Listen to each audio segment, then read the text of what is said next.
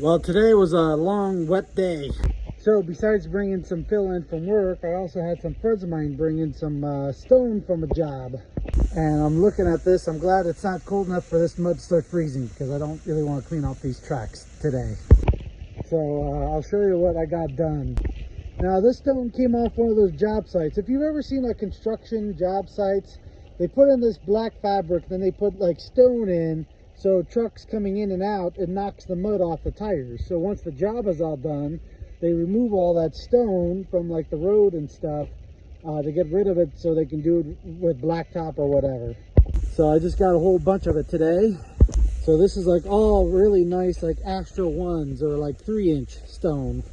Now this was a big muddy mess with all the rain we've been getting and coming in and out and stuff. But now with this all down, now we have a good road base. So you can see how the driveway comes in up top of this. Really the only thing I need to do up top of this is like millings is about the last thing I want to put on the top of this. So what I'm going to do, since I got pretty much enough fill, is take all that fill from that high spot, push it down in that low area there. Of course, after the sheds and the trees are out. And I left some of that extra stone right there for later. So I can, once this stuff is moved out of the way, I can do the stone up through here, so you got the full like width of the driveway. I just can't believe people get rid of this stuff, throw it out, you know. Like this stone, if you literally just wash it or just let it dry and run through a screen plant again, like a screener, this would be like brand new stone, ready to go. But I guess, you know, that saying, you know, one man's garbage is another man's gold, basically. So in the spring, cut all that up for firewood. Finish that up there in the corner so I can move these sheds from here to up there. Get the rest of these trees cut down and dig out whatever stumps I need to. And then last step is to get the permits so we can start doing the concrete pads and sewer line hookups and all that. You know, the plans, the blueprints, or whatever you want to call them. You know, you got to basically make the plan, submit it to the township, and they got to approve it and this and that. You know how it goes. You know, the building permits and stuff. And of course, I got to say thank you to a few friends of mine for bringing some stone over for me. I don't want to say their names because I don't want to get them in trouble, even though they won't get in trouble, but I just try to keep privacy things, you know, for everybody. So now you got to get a better idea. So there'll be a house there and a tiny house like roughly right there. So people have room to go in, pull in to like their own parking spots. They can back up and pull out. I would have liked to keep this like straight with this driveway, but you know, you really kind of need the extra room for parking, for people to get turned around and things like that. Also, when you plow snow, make sure you have enough room to push it off to the side. So I might be getting some more of that stone in tomorrow, which I'll have to put up top on the upper property for the new road going up to my shop. That all just gets stockpiled, you know, until I'm ready to use it. Just like I like millings, like I'll stockpile millings and things if I do get some, like from work. So I got a couple tracks of loads of number 4 stone, R4s, which is like, you know, 4-inch, pretty big stuff. A couple tracks loads of fill dirt, a couple tracks loads of millings, and hopefully get a few more tracks loads of these 3s.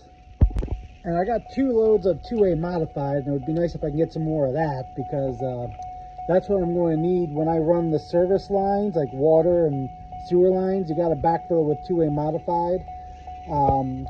Depending on the electrical, I'll need to try to get a load of sand or something like that. Well, they won't let me use old sand, so that I think is no way around it. They're going to have me get brand new load of sand, but at least by getting all this old material that nobody wants, it's going to cut a lot of costs way down. Like if I had to buy that 3 stone, like brand new from the quarry, I believe it's $10 a ton plus the delivery charge. So I believe it's around $300 a triaxle load of this fill, and I just got 6 loads today. So it adds up quick, you know, when you have to buy stone like that. And just being patient and putting the feelers out with a lot of my construction guys I've been working with for like 12 plus years. But that's it for today. As you can see, soaking wet, cold, freezing, and I just got home from work a little bit ago, and I spreaded all that, and it's like Okay, I'm going inside. Well, have a good night, and I'll keep you guys updated on next projects. So today is another beautiful morning, and my hair is just lovely, like always. I call this hairstyle called bedhead. But anyways, I had my battery charged overnight on 2 amp.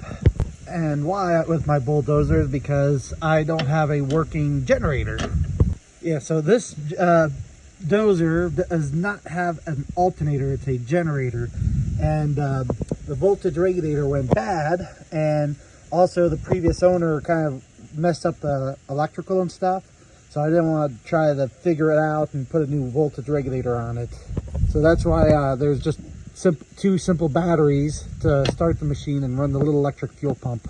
He did put a new starter on it before I got it. Belonged to a farmer about down close to New Jersey. Basically, he bought the machine brand new. He used it on the farm for years and years. Then he got old and retired. So this machine was sitting in the field for like 10 years, not even used. So I did have to put a whole nother engine in it from my old backhoe. That's why it's not yellow, it's orange. Because that engine blew the head gasket on it, and in order to take the head off, you got to take the timing cover off. In order to take the timing cover off, you got to take the oil pan off. In order to take the oil pan off, you got to take it out of the entire machine. So yeah, some design flaws on these engines, especially the older ones. The later ones, they fixed that. So I basically took the newer engine out, which did not have that problem, and put my older engine in, because the old engine just was detonated and it was just beyond repair where I can rebuild it. So this is my old engine. As you can see, the timing cover bolts onto the front of the head with a gasket there, but it works. And so after I got it, I had to do that, and also new hydraulic lines. And I didn't want to have to do the engine in this when I got it, but the seller, not the previous owner, the seller, because someone bought it to flip it. And so what he did to hide the blow-by and how bad the engine was, he drilled a hole in the air intake and ran the vent tube from the top of the valve cover into the air intake, which I know it's hard to see when it's dark. So that hides all the blow-by. So a little pissed about that, because I paid like $5 grand for the dozer, thinking it was a good dozer. And yeah, the motor was on its way out. The rings were shot. Ran it for about like 1,000 hours until the engine was beyond running. Like it had no power. It was running on like 2 cylinders, barely could push anything. So that's why I had to pull the engine out, and I knew the motor in my backhoe was good, just a bad head gasket. So pulled it out, fixed the head gasket and all that, and then put it here in my dozer. But what's going on today is, like I was saying earlier in the video, or previous video, whatever you want to say. But I think I hear the first truck coming up the hill right now. There's 2 trucks bringing it in all day. And I can't say enough how grateful I am for these loads, because for me to buy these loads of stone would have been like $300 a load. So I filled in a little bit more, a little bit wider. Got some chunks that rolled down the hill. But I almost popped the track completely off.